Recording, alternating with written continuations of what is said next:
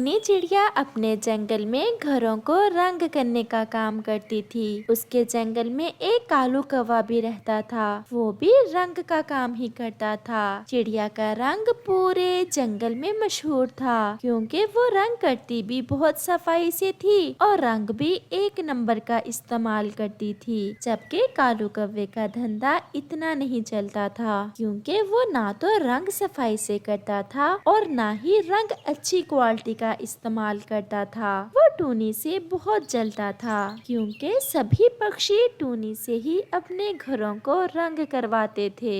ये टूनी तो दिन ब दिन बहुत अमीर होती जा रही है और मेरा धंधा तो बंद होने को है। काश ये टूनी इस जंगल में ना होती, मैं अकेला ही इस जंगल में रंग करने वाला होता तो मैं कितना अमीर होता।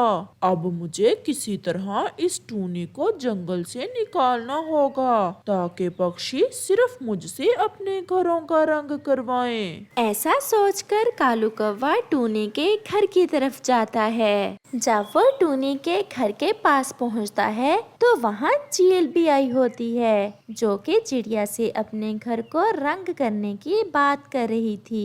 कौवा भी वहीं छुपकर बैठ जाता है। चिड़िया, मेरे बेटे की शादी है 3 दिन बाद और तुमने मेरे घर को ऐसा रंग करना है कि मेरा घर ऐसा लगे जैसे आज ही नया बनाया हो, और पैसे मैं तुम्हें मुंह मांगे दूंगी। चील दी, आप चिंता ना करें, मैं आपके घर को बहुत अच्छा रंग करूंगी। याद रखना चिड़िया, 2 दिन है तुम्हारे पास, 2 दिन में मेरा घर रंग हो जाना चाहिए, नहीं तो मुझसे बुरा कोई नहीं होगा।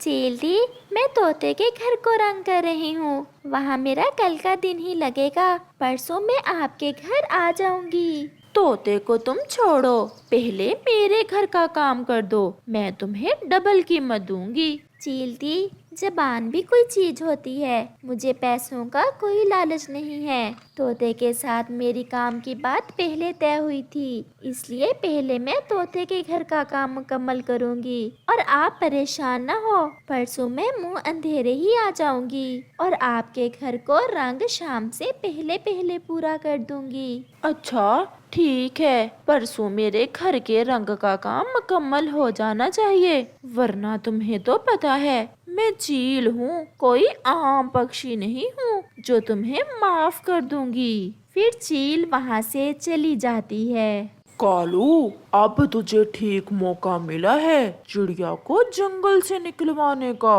मैं कुछ भी करके परसों चिड़िया को चील के घर का रंग करने नहीं दूंगा। फिर कौवे के शैतानी दिमाग में एक शैतानी विचार आता है। वो सागर की तरफ उड़ता है और अपने एक पुराने बादल दोस्त के पास जाता है। बदलू यार, मुझे तुमसे एक बहुत जरूरी काम है। कालू, बता किधर जाकर बरसना है और किधर तबाही मचानी है। बदलू यार, तुझे ये सब कैसे पता चला? तुम जैसे शैतानी पक्षी से इसी बात की उम्मीद रखी जा सकती है कि जरूर किसी को परेशान करना चाहते हो तुम। दोस्त हो तो ऐसा जो अपने दोस्त के दिल की बात को समझ ले। यार बदलू, हमारे जंगल में जो चील रहती है, परसों मुंह अंधेरे ही उसके घर पर बरसात करनी है पूरा दिन। बस इतना सा काम, ये काम तो मैं मिनटों में कर दूंगा, क्योंकि मेरा काम तो है ही बरसना।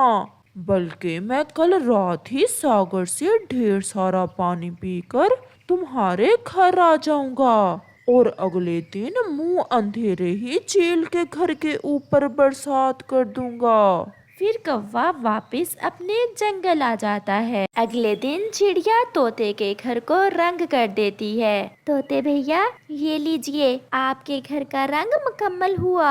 चिड़िया, आपने तो मेरे घर को बिल्कुल नया बना दिया है, आपके पंखों में सच में बहुत सफाई है, ये लो आपकी मजदूरी। तोते भैया, इतनी ज्यादा मजदूरी?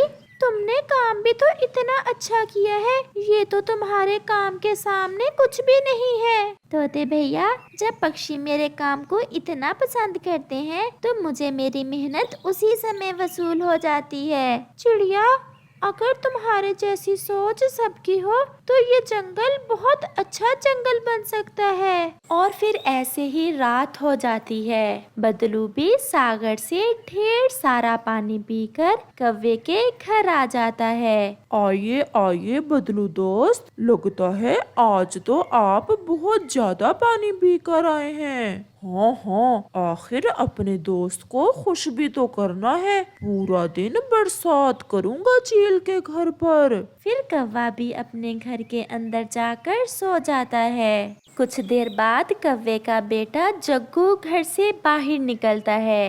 ये इतना बड़ा बादल हमारे घर के ऊपर क्या कर रहा है? इसको धक्का देकर थोड़ा सा दूर कर देता हूँ, कहीं ये हमारे घर के ऊपर बरसात ना कर दे। ऐसा सोचकर जग्गू बादल को अपने घर से दूर करने के लिए धक्का देता है। ये तुम क्या कर रहे हो छोटे कौवे? ऐसा मत करो वरना मैं फट जाऊंगा। मेरे अंदर पानी की मात्रा बहुत ज्यादा है, ऐसा मत करो। लेकिन जग्गू बाज नहीं आता और फिर जग्गू की चोंच बादल को लगती है और बादल एकदम से फट जाता है और बादल का सारा पानी कव्वे के घर पर गिर जाता है और कव्वे का पूरा घर ही तबाह हो जाता है और उसका पूरा परिवार भी खत्म हो जाता है और कव्वे को उसके बुरे कर्मों की सजा मिल जाती है। अगले दिन चिड़िया चील के घर को बहुत अच्छा रंग करती है और चील चिड़िया को बहुत बड़ा इनाम देती है। इस कहानी से हमें सीख मिलती है कि जो गड्ढा हम दूसरों के लिए खोदते हैं उसमें हम खुद ही गिर जाते हैं। मैं आज बहुत खुश हूँ, आज हमारा पहला अंडा हुआ है। मैं भी बहुत खुश हूँ और मेरी तो भगवान से यही प्रार्थना है कि हमारे पहले अंडे से बेटा ही निकले, क्योंकि मेरी जितनी भी कजन्स और सहेलियाँ हैं सभी के पहले पहले बेटे ही हुए हैं। मैं तो खुद यही चाहता हूँ कि हमारे अंडे से बेटा ही निकले। बेटा ही तो सहयोग बनता है, बेटियाँ तो बोझ ही होती हैं। आप चिंता ना करें, हमारे अंडे से बेटा ही निकलेगा। वो दोनों पति पत्नी ही बेटियों के सख्त खिलाफ थे और दोनों ही की इच्छा थी कि उनके यहाँ पहला बेटा पैदा हो, लेकिन भगवान की तो कोई और ही इच्छा थी। उनके अंडे से बेटी निकलती है। दोनों ही पत्नी पत्नी के अरमानों पर तो पानी फिर चुका था। ये क्या हो गया? मेरी तो सारी प्रार्थना जाया हो गई। मैं तो अपनी सहेलियों को मुंह दिखाने के लायक नहीं रही। इससे तो अच्छा था हमारे यहाँ अंडा ही ना होता। पता नहीं ऐसा कौन सा पाप हमसे हो गया था जो ऐसी सजा मिली हमें। वो मासूम छोटी सी चिड़िया अपने माता पिता की बातें सुन रही थी। उन्होंने एक बार भी अपनी बेटी को प्यार से देखा तक नहीं था। फिर ऐसे ही दिन गुजरते गए और फिर उनके यहाँ एक और अंडा होता है। इस बार तो पति पत्नी पूरी आस लगाए बैठे थे कि इस बार तो उनके अंडे से जरूर बेटा ही निकलेगा। लेकिन इस बार फिर उन्हें बहुत बड़ा झटका लगता है, क्योंकि इस बार फिर से उनके अंडे से बेटी ही निकलती है। ये करमचलियाँ कहाँ हमारे भाग्य में रखी हुई थी। ये बेटियां तो होती ही बोझ हैं और मेरे कंधों का बोझ तो बहुत बढ़ गया है। सारी जिंदगी पहले तो इन्हें खिलाने में और फिर बिहाने में लग जाएगी मेरी। आप चिंता ना करें, मैं इस बार उल्लू आमल बाबा से तावीज लेकर आऊंगी। फिर देखना आप, हमारे यहाँ पक्का बेटा ही होगा। फिर चिड़िया आमल बाबा से तावीज लेकर आती है और उसके तीसरी बार फिर से अंडा होता है और इस बार उनके अंडे से बेटा निकलता है। दोनों पति पत्नी ही बहुत खुश थे। खुशी के मारे उनके पाँव तो जमीन से नहीं लग रहे थे। अब हमारे बुढ़ापे का सहारा आ गया है, अब मुझे कोई चिंता नहीं। वो दोनों पति पत्नी अपनी दोनों बेटियों को तो बिल्कुल भी अच्छा नहीं समझते थे। अपने बेटे को वो ताजा ताजा फल खिलाते और बेटियों को तो बस रूखा सूखा दाना ही खिलाते थे। वो दोनों बहनें अब थोड़ा बड़ी हो गई थीं। वो दोनों भी अपने भाई से बहुत प्यार करती थीं। उन्हें बाहर से जो भी अच्छा भोजन मिलता अपने भाई को लाकर खिला देती। मुन्ने भैया ये ले, ये आम खाए। पूरा जंगल फिर कर ढूंढा है मैंने ये आम। और मैं अपने भाई के लिए मीठे मीठे अंगूर लेकर आई हूँ।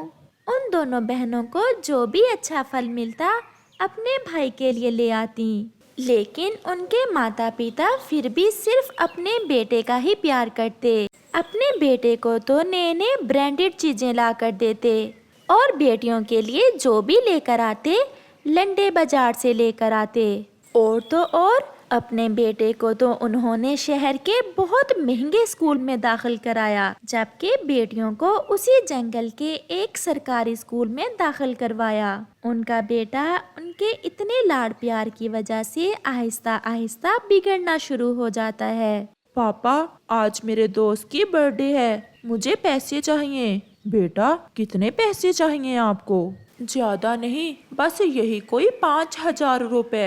बेटा, इतने पैसे इस समय मेरे पास नहीं हैं, लेकिन तुम चिंता ना करो, मैं तुम्हें अभी अपने दोस्त से उधार ला कर देता हूँ। उसका पापा तुरंत जाता है और अपने दोस्त से पैसे उधार लाकर अपने बेटे को दे देता है। इस बात को अभी 2 ही दिन हुए थे कि मुन्ना फिर से अपने पापा से कहता है, पापा, मुझे कुछ पैसे चाहिए, हमारे स्कूल का ट्रिप जा रहा है, मैंने भी पैसे जमा करवाने हैं। कितने पैसे चाहिए मेरे बेटे को? 5,000 रुपए। इतने पैसे तो मेरे पास नहीं हैं, अब तो मैं उधार भी नहीं ले सकता, मैंने तो अभी तक पिछला उधार भी नहीं चुकाया है। ये मेरा मसला नहीं है, आपका है, मुझे बस पैसे चाहिए, चाहे जिधर से भी ला कर दें, अगर ना दिए तो मुझसे बुरा कोई नहीं होगा।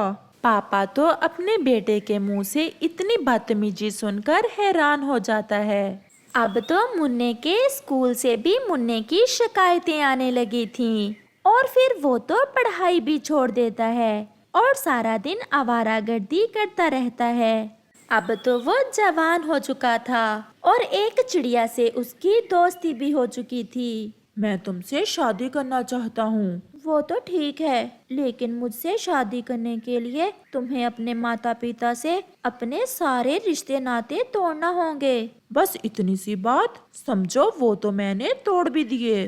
फिर मुन्ना अपनी पसंद की लड़की से शादी करके हमेशा हमेशा के लिए उसके साथ चला जाता है। जिस बेटे का उन्होंने इतना प्यार किया था, आज वही बेटा किसी गैर लड़की के लिए उन्हें छोड़कर जा चुका था। वो दोनों ही रो रहे थे। फिर उनकी बेटियां आती हैं। मम्मा पापा, आप क्यों रो रहे हैं? आज तो खुशी का दिन है, मैंने डॉक्टरी का इम्तिहान पास कर लिया है और मुझे कॉलेज में लेक्चरर की नौकरी मिली है। अब हम आपका सहयोग बनेंगी।